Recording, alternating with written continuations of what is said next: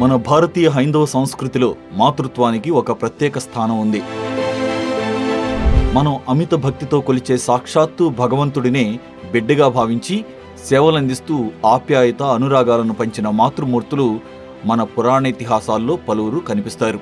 అమ్మతనపు మమకారాన్ని ఉగ్గుపాలతో పంచిచ్చే దేవుళ్లనే కుమారులుగా తలచి తరించిన ద్వాపర యుగంలో శ్రీకృష్ణుడి లీలలను ప్రత్యక్షంగా వీక్షించిన యశోదమ్మ, పరమశివుణ్ణే బిడ్డగా లాలించిన బెజ్జమహాదేవి, కలియుగ ప్రత్యక్ష దైవం శ్రీ వెంకటేశ్వర స్వామిని బిడ్డగా భావించి సేవించిన వకుళాదేవి, త్రిమూర్తులనే బిడ్డలుగా సేవించిన అనసూయాదేవి వంటి పరమ పవిత్ర స్త్రీమూర్తుల్లోని అమ్మతనం గురించి మనం ఈ వీడియోలో తెలుసుకుందాం.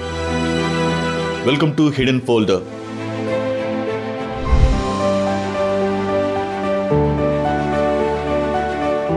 పూర్వం మధుర దేశాన్ని పాలించే కంసుడు తన సోదరి దేవకి వసుదేవ దంపతులకు జన్మించిన పుత్రుల వలన సంహరించబడతాడనే శాపాన్ని కలిగి ఉన్నాడు.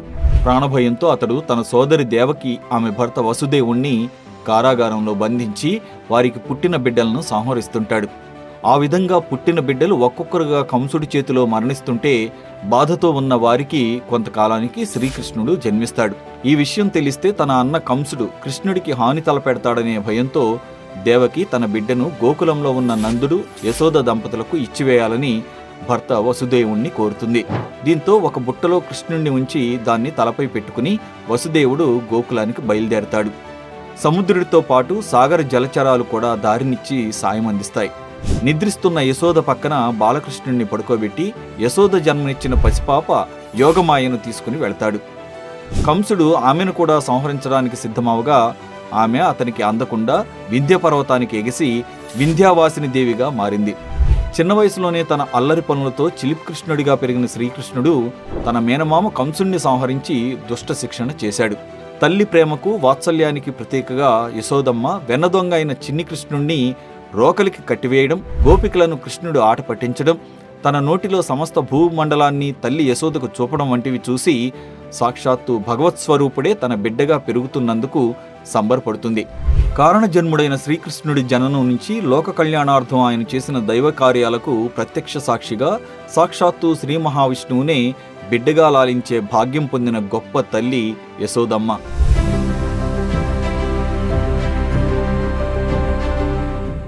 కలియుగంలో శ్రీ మహావిష్ణువు శ్రీ వెంకటేశ్వరుడిగా అవతరించగా శ్రీకృష్ణ అవతారంలో ఆయన్ను పెంచిన తల్లి యశోదమ్మే పరమభక్తురాలు వకుళాదేవిగా అవతరించి ఆయన్నే తన కుమారుడిగా భావించి శ్రీనివాసుడనే పేరు పెట్టి పెంచినట్లుగా భక్తులు నమ్ముతారు. తిరుపతిలో శ్రీవారి ప్రధానాలయానికి ఆగ్నేయ దిశలో ఉన్న వంటింట్లోనే ఆ వెంకటేశ్వరునికి వకుళాదేవి అన్నం తినిపించేదని విశ్వసిస్తారు. ద్వాపర యుగంలో శ్రీకృష్ణుడు మధురను విడిచిపెట్టినప్పటి నుండి యశోద అతన్ని కలవలేదు. ఆమె మరణించే సమయంలో కృష్ణుడు తన తల్లిని కలవడానికి వచ్చాడు.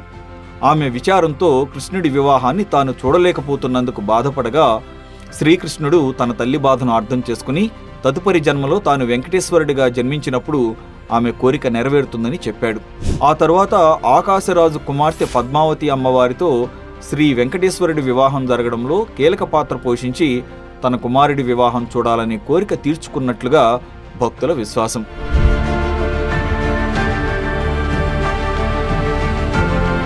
పులి చర్మం కట్టుకుని ఒంటికి బూడిదను రాసుకుని పాములను మెడలో వేసుకుని శ్మశానంలో సంచరించే శివుడికి తల్లి లేకపోవడం వల్లే ఈ దుస్థితి అని భావించిన బెజ్జమహాదేవి లయకారకుడైన ఆ పరమేశ్వరుణ్ణి తన బిడ్డగా భావించి ఆయన ప్రతిమకు ఉపచారాలు చేసి ఆయనలోనే లీనమైన మహాభక్తురాలు.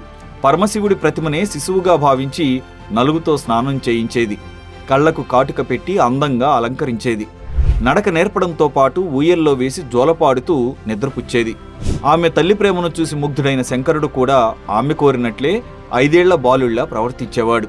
ఆమె చేతి గోరుముద్దలు తింటూ కొంగు పట్టుకుని తిరుగుతూ ఆమె సేవలను ఆనందంగా స్వీకరించేవాడు. ఒకరోజు పరమశివుడు ఆమె భక్తిని పరీక్షించాలనుకుని ఆమె ఏం చేసినా స్పందించకుండా ఉండడంతో తన బిడ్డకు ఎంత దిష్టి తగిలిందో అంటూ బాధపడుతూ తన తలను శివలింగానికి కొట్టుకోసాగింది. రక్తం ధారగా కారుతుండగా ఒక అద్భుతం జరిగింది. శివలింగం స్థానంలో పులిచర్మం ధరించి మెడలో నాగాభరణంతో జటాజోటంతో నెలవంకతో పరమశివుడు ప్రత్యక్షమై ఆమె వాత్సల్య భక్తికి ఆనందించి తనకు తల్లిగా ముల్లోకాల్లో ముత్తవ్వ అనే పేరుతో ప్రసిద్ధి చెంది కైలాసానికి చేరుకుంటామని వరమిచ్చాడు.